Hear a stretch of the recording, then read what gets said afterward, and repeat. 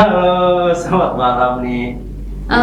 Balik lagi sama aku dan juga Iki. Iya benar banget nih di TikTok Apa Menarik dan juga inovatif. Nah ini sebenarnya ya disclaimer banget nih.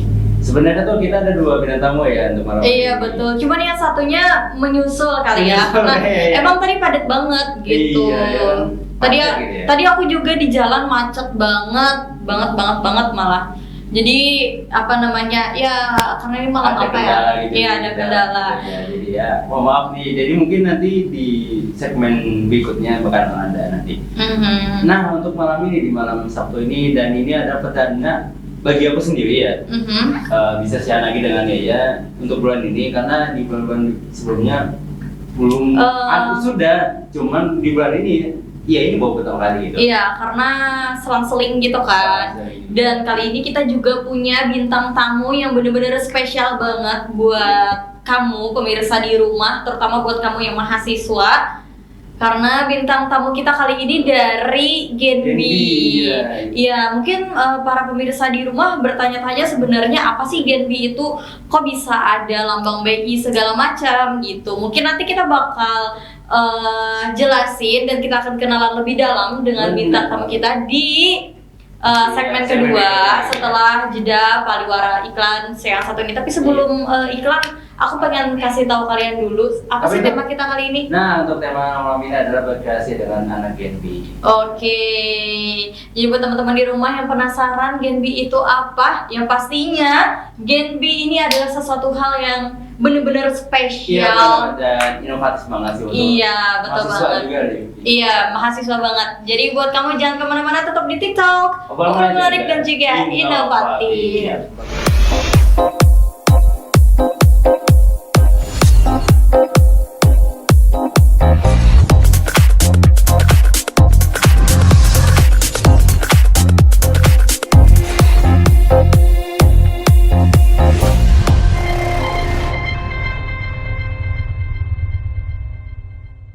Halo guys, nah jadi kita udah dengerin satu lagu untuk kalian dan kita udah kedatangan satu bintang tamu lagi ya. Tadi kosong kursinya, tapi sekarang udah keisi semuanya. Iya betul. Sekarang bintang tamu kita udah lengkap. Bener banget nih. Nah sebelum lebih menjauh kita ngebahas ya, ada pepatah yang bilang tak kenal maka kata saya. Kita kenal dulu deh, boleh deh dari Ladies banyak- first mungkin? Iya. Nama aku Anissa Janatul Hikmah, aku dari Prodi Ilmu Komputer. Aku kuliah di Universitas Muhammadiyah Palangkaraya. Oke. Aku bagian juga dari Genbi. Oke. Boleh Mas Oke, ya? baik, perkenalkan nama aku Reja Triwadayu. Aku juga berasal dari Komisiar Universitas Muhammadiyah Palangkaraya, Prodi Ilmu Komputer, jurusan Fakultas Bisnis dan Informatika. Oke, wih keren. Tapi kalau boleh tahu angkatan berapa sih? Angkatan Genbinya angkatan berapa? Nah, kalau aku sendiri itu angkatan kimia dari tahun 2020.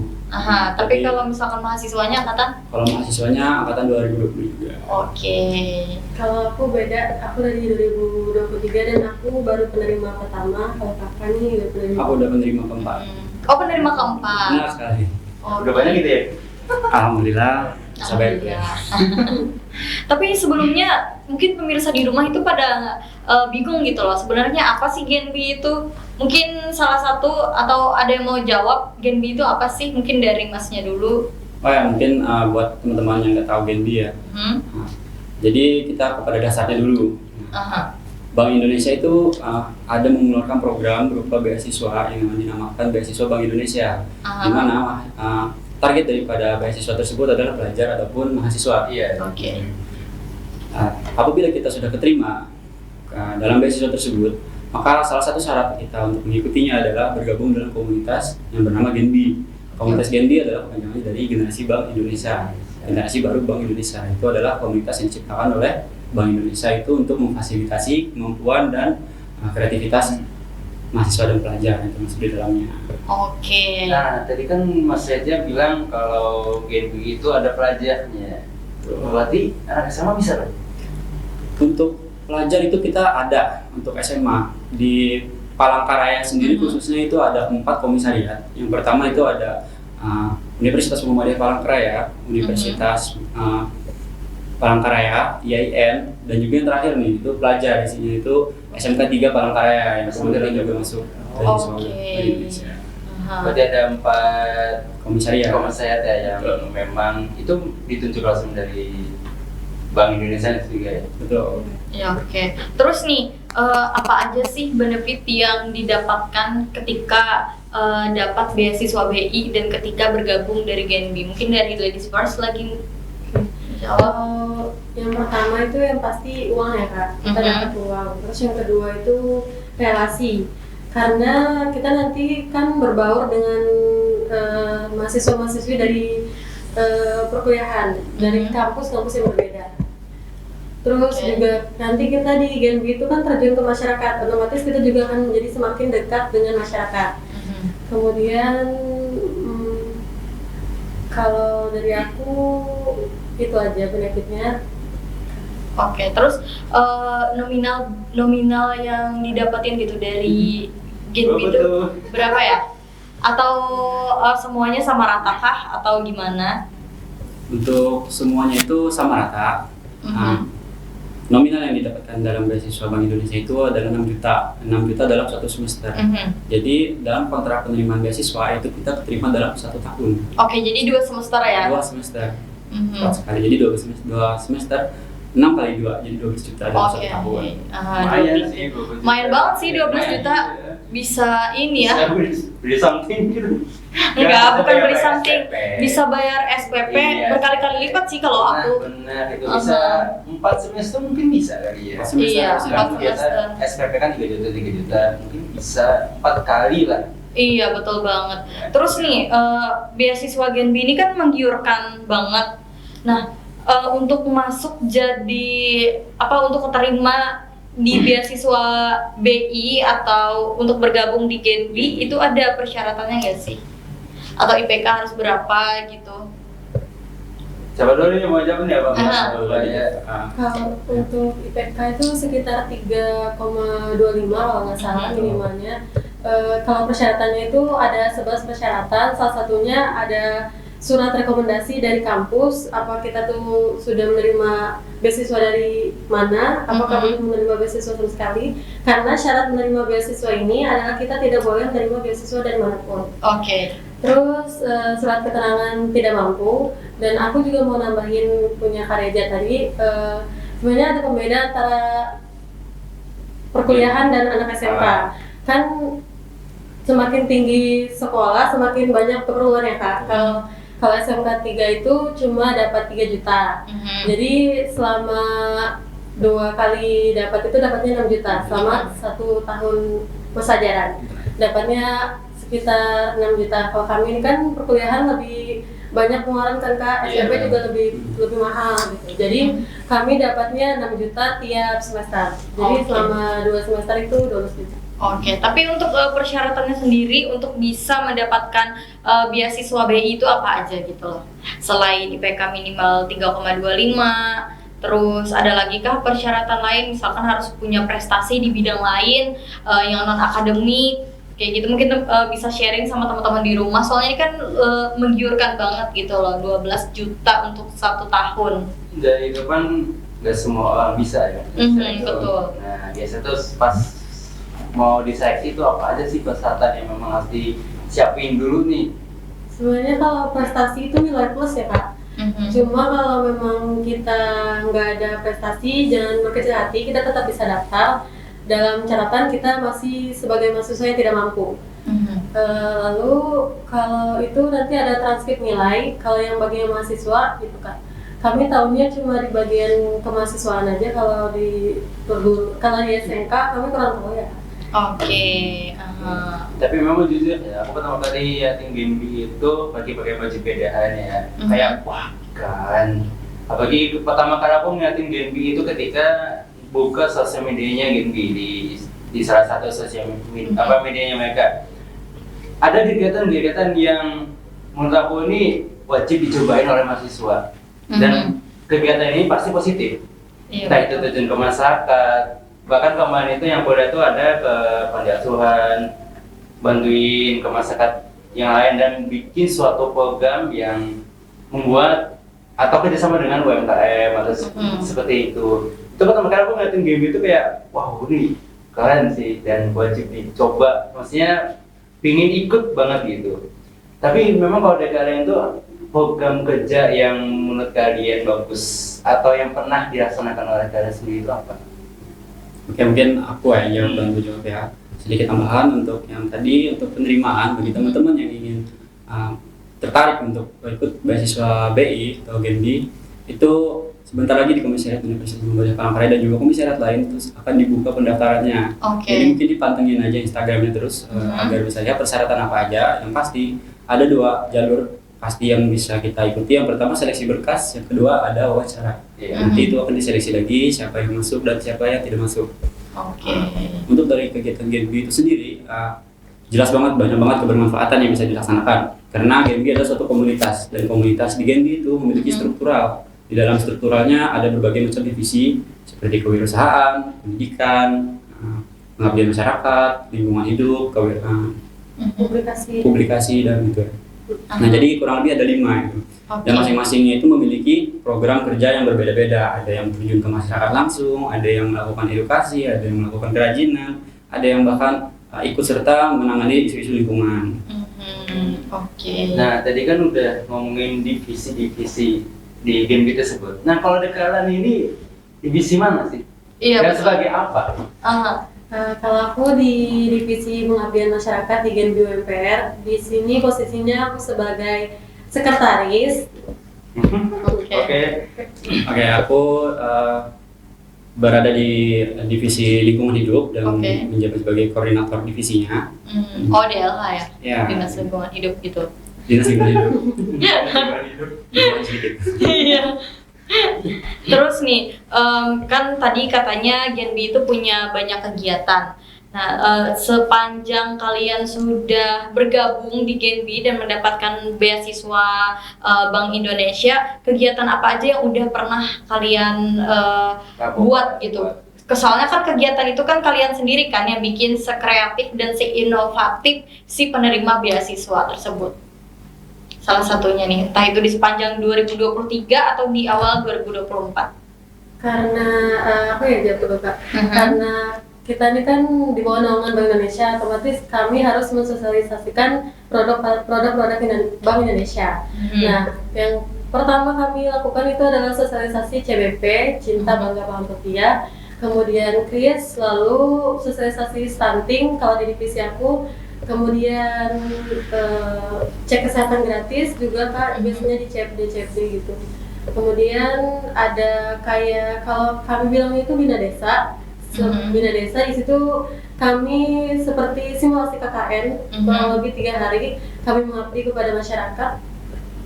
Kemudian ada berbagai macam perlombaan seperti lomba banyak-banyakan scan kris, lomba mengajak masyarakat untuk membuka dompet digital.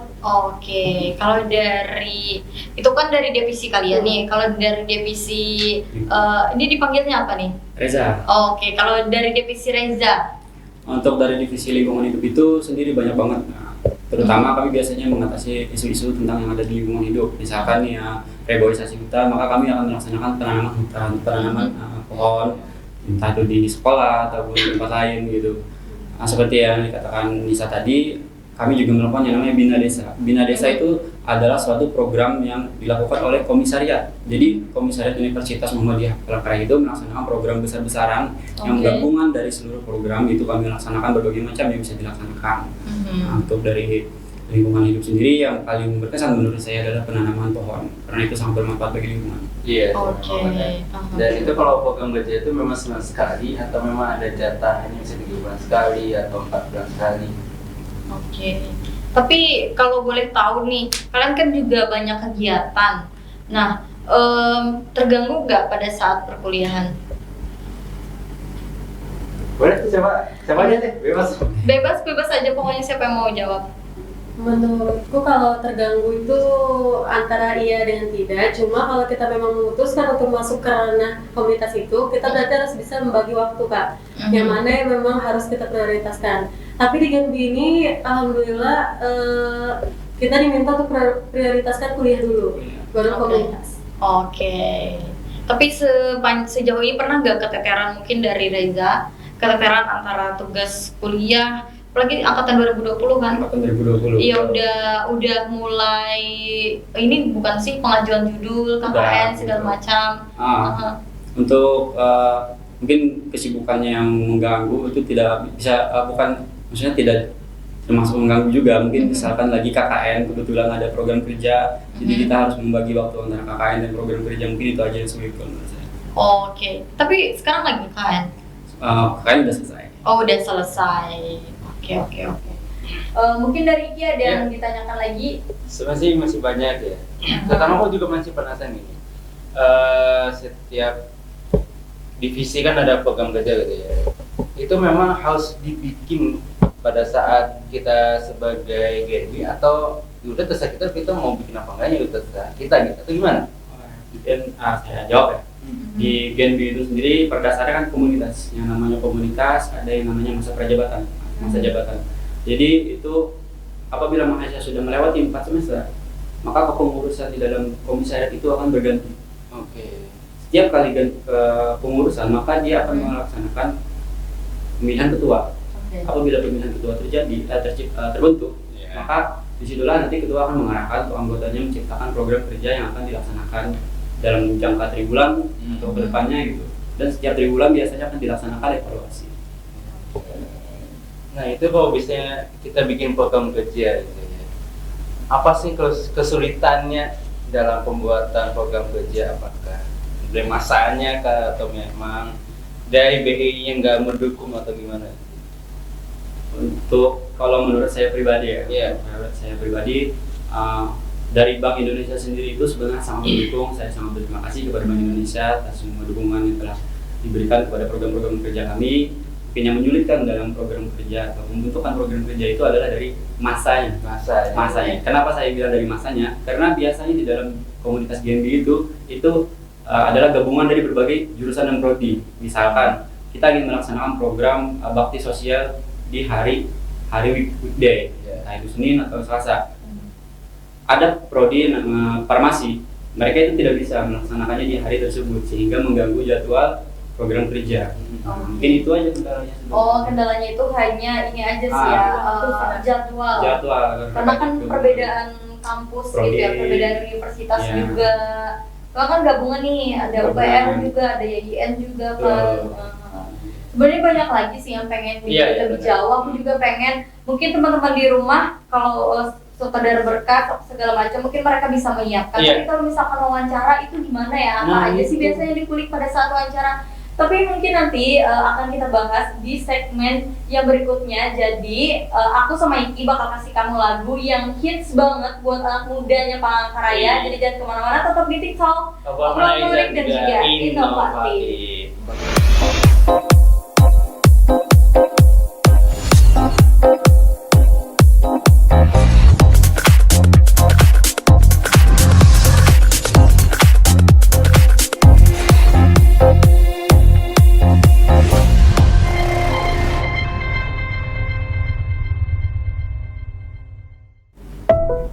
Halo guys, kembali lagi bersama kami berdua, Yaya dan juga Iki di TikTok. Obrolannya juga inovatif. Nah tadi kita udah banyak banget insight yang kita dapatkan mulai dari kesehatan, ya kan, terus dari programnya juga, dari divisinya, dan kita udah tahu juga nih GNB itu apa sih.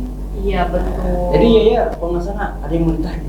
Iya, soalnya aku mewakilin para pemirsa di rumah. Soalnya tadi kan Reza udah bilang kalau misalkan ada seleksi berkas dan juga ada seleksi wawancara.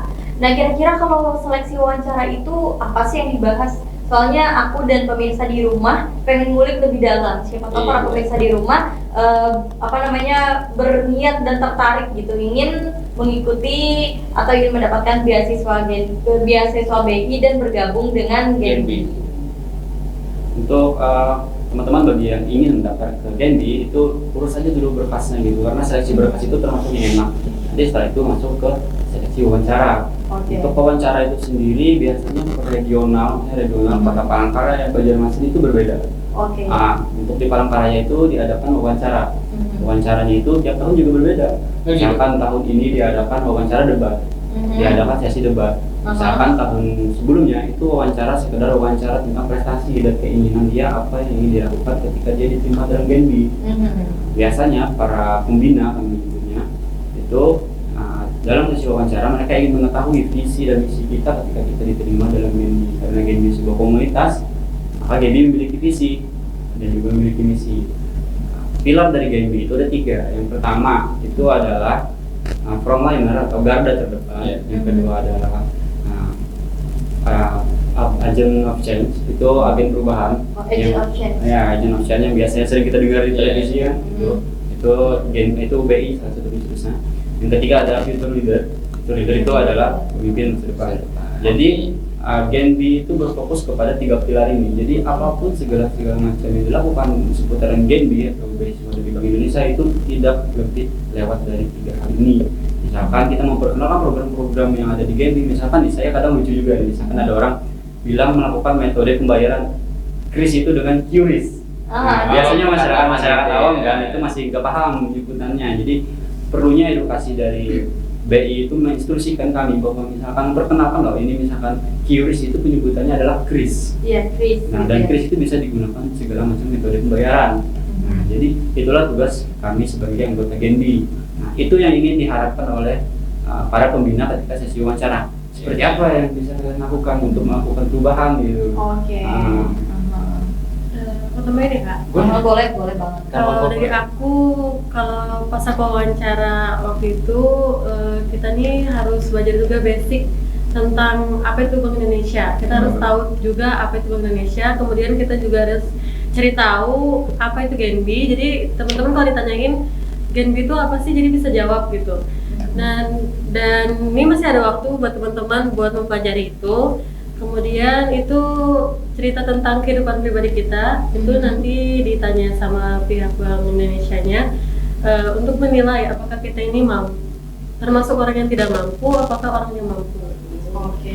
Tapi kalau semisal dia adalah orang yang mampu namun memiliki segudang prestasi, apakah berkesempatan dan memiliki peluang untuk mengikuti beasiswa BI? Itu kalau menurut alur berkasnya karena ada persyaratan tidak mampu, seharusnya itu merupakan suatu persyaratan yang tidak terpenuhi. Harusnya. Tapi untuk di Universitas Muhammadiyah Palangkaraya itu sendiri ada jurusan farmasi kan, farmasi untuk biayanya itu mahal. Jadi masih bisa untuk diterima gitu, asalkan dia menampilkan persyaratan tidak mampu. Dengan prestasi yang dia miliki itu juga memungkinkan dia untuk diterima. Agar lebih imbang gitu ya. Saya pernah dengar kok untuk regional di luar dari Kalimantan, khususnya di Jawa, persyaratannya lebih ketat daripada kita gitu. Mereka harus mensertakan prestasi misalkan jurnal ilmiah ataupun perlombaan skala nasional. Itu menjadi pertimbangan. Untuk itu untuk regional di daerah Jawa. Tadi Kalimantan masih bersyukur lah.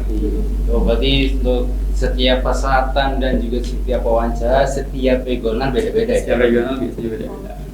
Berarti itu tergantung dari kebijakan DBI-nya masing-masing. Jadi teman-teman di rumah bisa catat bahwasanya kebijakan di setiap regional itu berbeda-beda gitu ya.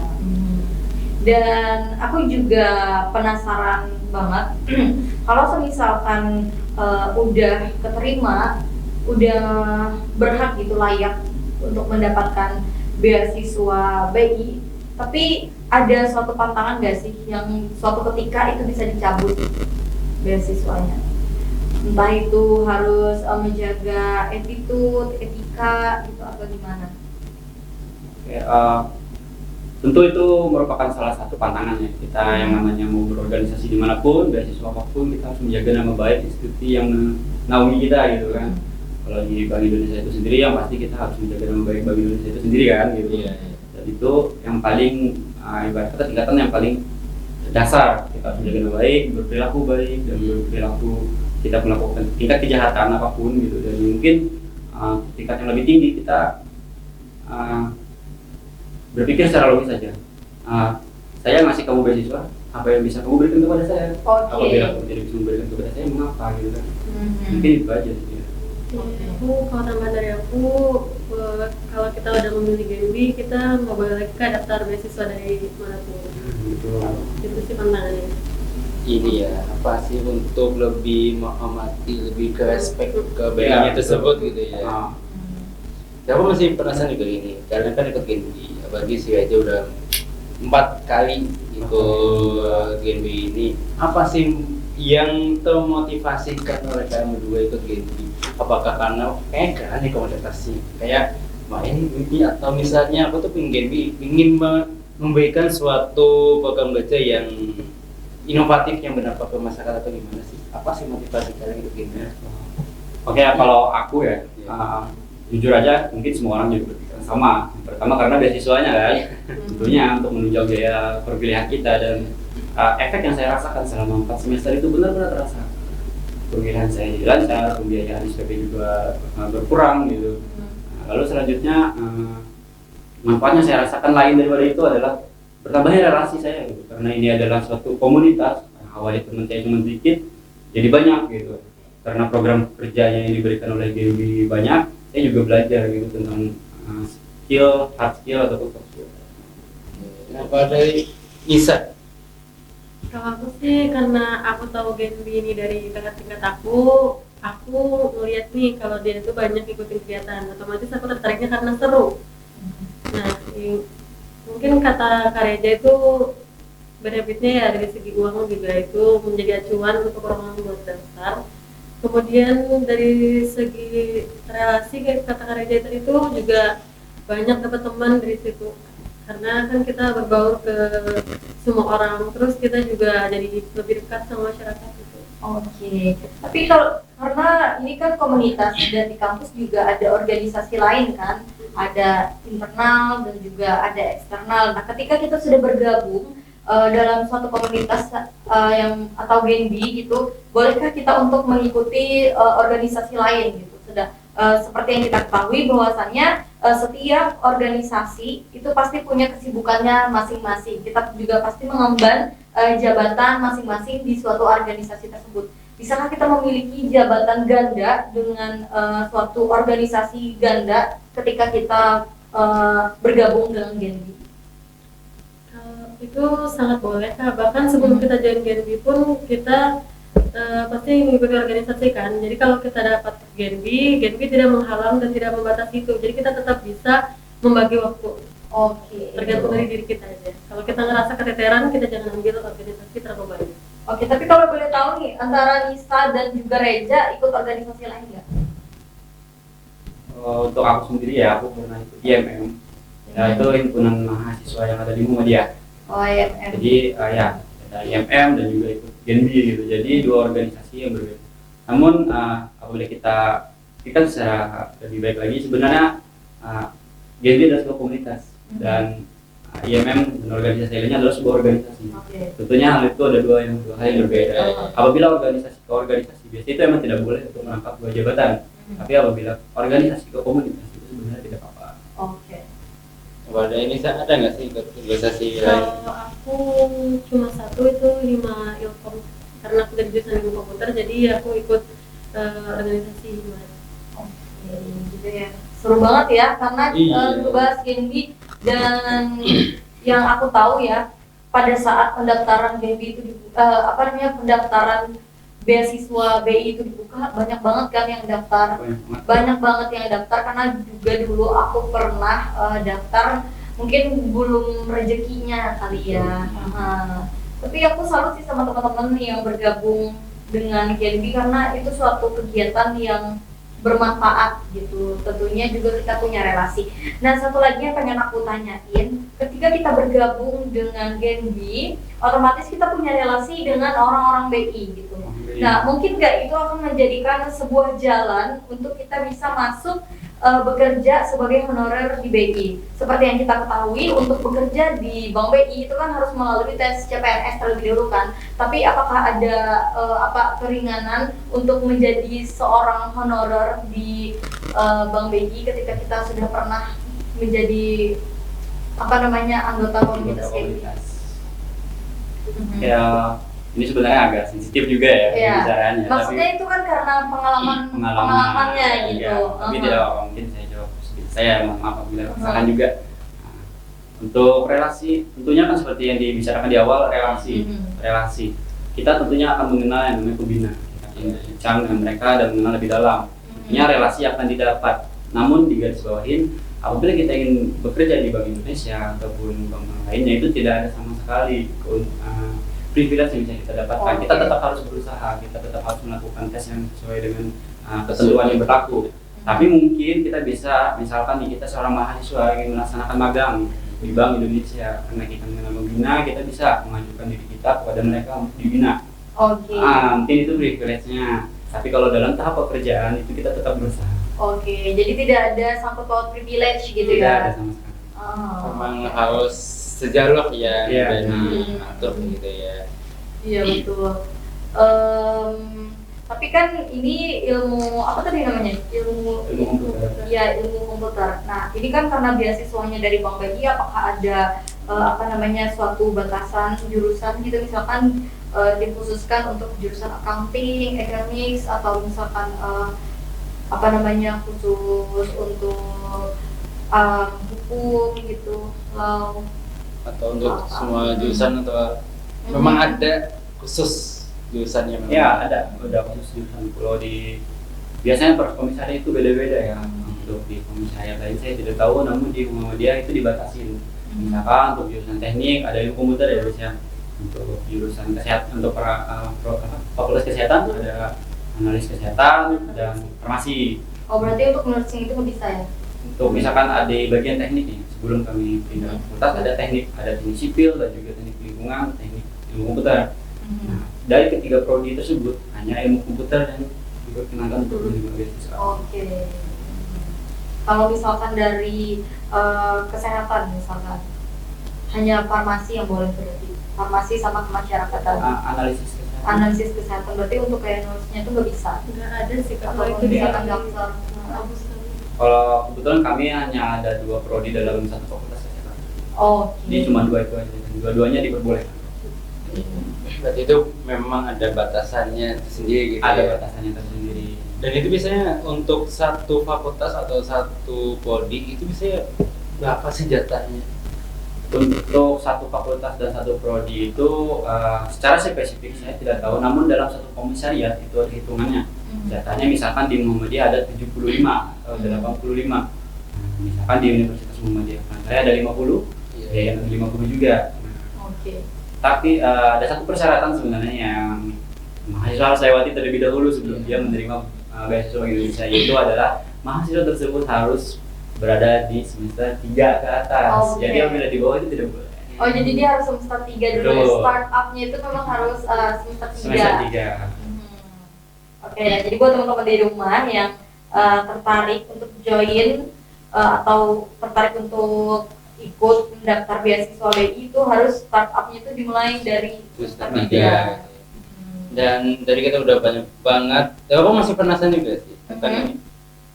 Apa sih yang kalian pelajari selama ikut Genbi? Dan tadi kan si Eja sempat bilang kalau di Genbi itu bersosialisasi tentang BI dan sebagainya. Itu apa sih yang disosialisasikan ke masyarakat atau ke mahasiswa? Tentang apa gitu? Untuk yang disosialisasikan itu ada banyak jenisnya. Untuk itu sebenarnya ya, itu merupakan program Bank Indonesia, dan kami sebagai frontliner atau garda terdepan adalah penyampai kepada masyarakat untuk melaksanakannya. Jadi tugas kami sebagai mahasiswa Genbi adalah untuk melaksanakan hal tersebut. Dan yang pertama ada cinta, bangga, paham rupiah atau yang disingkat dari CBP. Itu kami memperkenalkan tentang makna dari rupiah itu sendiri, bagaimana kegunaannya, bagaimana membedakan rupiah yang asli dan rupiah yang palsu, kayak gitu. Juga mencakup pembahasan tentang inflasi dan segala macam. Yang kedua mungkin kami ada melaksanakan program tentang method payment yang dikeluarkan dari Bank Indonesia, karena banyaknya e-commerce yang mengeluarkan method payment sendiri. Oleh karena itu Bank Indonesia mengumpulkannya dalam satu kesatuan, yaitu adalah FIS atau Quick Response Indonesia Code. Oke. Nah itu kedepannya nanti ada nggak sih keadaan bersosialisasi ke masyarakat atau ke mahasiswa, dan itu kapan kalau misalnya ada? Nah, Nggak dengar, sorry. Nah, kalian untuk kedepannya ini, kalian ada nggak sih program kerja untuk bersosialisasi ke masyarakat tentang CPP tadi itu invasi dan sebagainya? Nah, kalau ada itu kapan? Oh ini dari realisasikannya.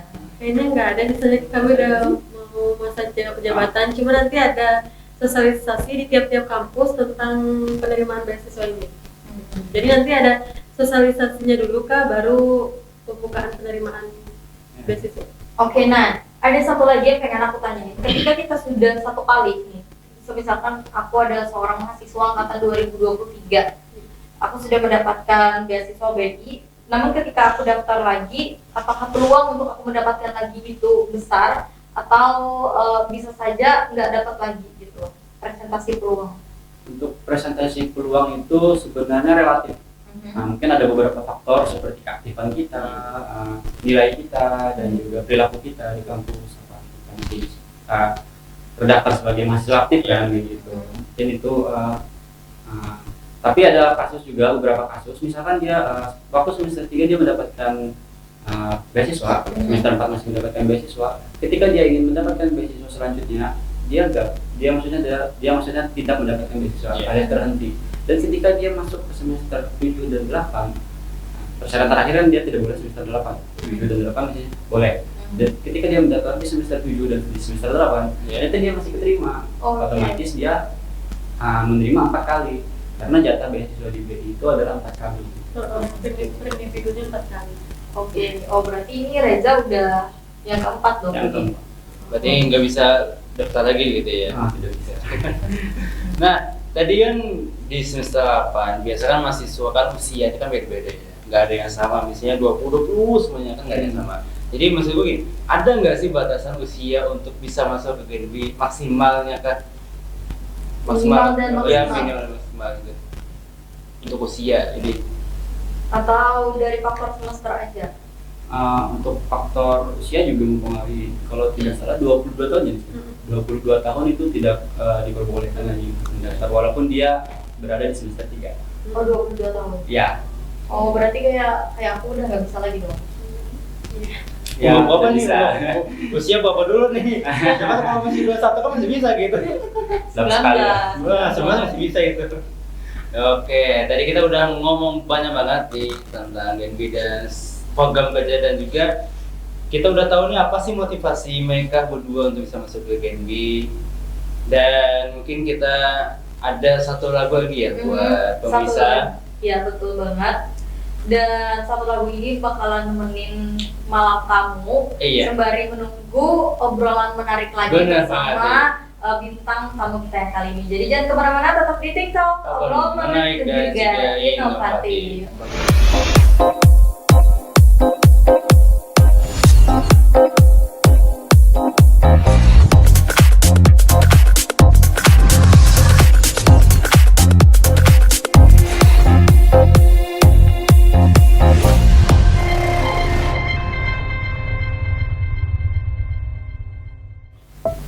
Halo guys, kembali lagi bersama kami berdua dan bintang tamu yang spesial banget dari GNB ya. Dan ini menurut aku sih GNB ini cocok sih untuk mahasiswa dan mahasiswi juga, apalagi yang nggak mau menjadi kupu-kupu malam, kupu-kupu yang biasanya kuliah pulang. Nah ini salah satu komunitas yang ada di Kota Palangkaraya, termasuk di Kateng juga, yang memang sangat bermanfaat banget nih untuk mahasiswa dan juga mahasiswi. Disampingkan uang beasiswa ya, tapi banyak banget kegiatan-kegiatan yang sangat-sangat positif juga, banyak banget yang bakalan kita dapatkan. Iya betul banget, dan kita juga udah memasuki last segmen juga untuk malam ini. And what? can you give a closing statement for audience in home? Closing statement untuk pemirsa, apakah bisa contoh nih kalau ada apa ya? Nah kalian kalau misalnya pengen ikut jadi GNB bisa didaftar di sini. Nah itu salah satu.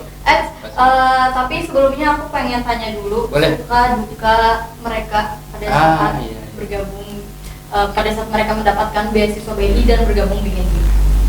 Suka dukanya. Boleh deh, Anissa dulu deh. Soalnya lebih banyak sukanya sih kak, karena seneng kan dapat pengalaman baru, teman baru gitu kan. Kalau dukanya ya kalau katanya tadi kupu-kupu, kalau di Genbi kura-kura kuliah rapat. Dan kak, semakin banyak proker semakin banyak rapat.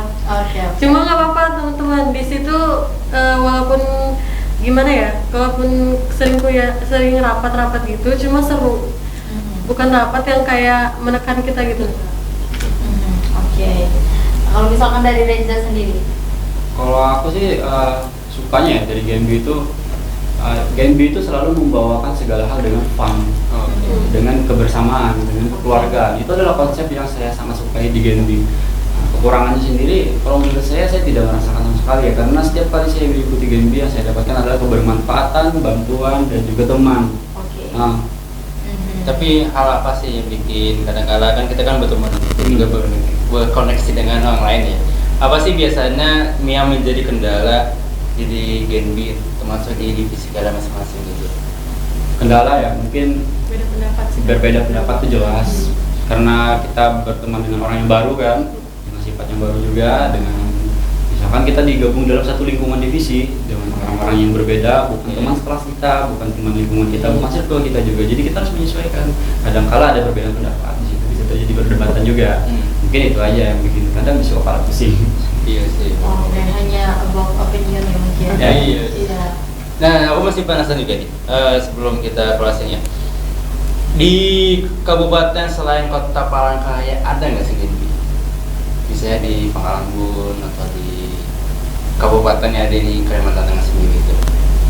Sejauh informasi yang saya miliki ya, untuk Genbi itu sendiri di Kalimantan Tengah itu sampai sekarang cuma ada di Kota Palangkaraya dengan 4 komisariat tersebut, dengan pelajar yang dimiliki oleh SMK 3 Palangkaraya. Mungkin karena university di Kalimantan Tengah ini juga pusatnya ada di Palangkaraya. Betul. Mungkin kita langsung aja ke closing statement. Iya. Boleh deh dari Lisa dulu deh. Ya, ladies first.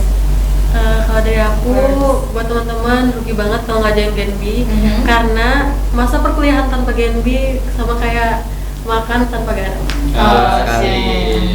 Kayak sayur tanpa garam. Iya itu kan.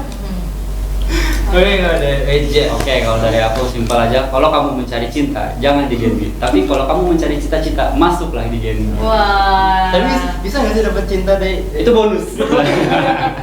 Oke. Iya, tapi dari Eja, Anissa udah ada cinta di Genbi? Belum sih. Oh, belum. Oh belum sih, tapi Mungkin kalau lebih sepuh dikit mungkin ya. Kalau Eja udah ada.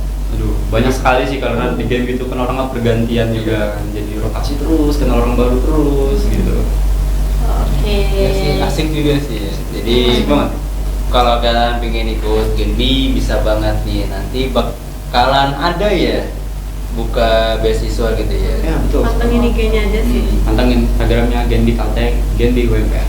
Oke. Genbi Kalteng dan Genbi UMPR. Kalau kamu dari kampus lain bisa pantengin Genbi IGN, Genbi UPR. Oke. Dan juga yang satu ya SMK 3. Oke, mungkin buat teman-teman inilah insight baru yang kamu dapatin di rumah, dan jangan lupa dicatat ya untuk terus pantengin information about Genbi.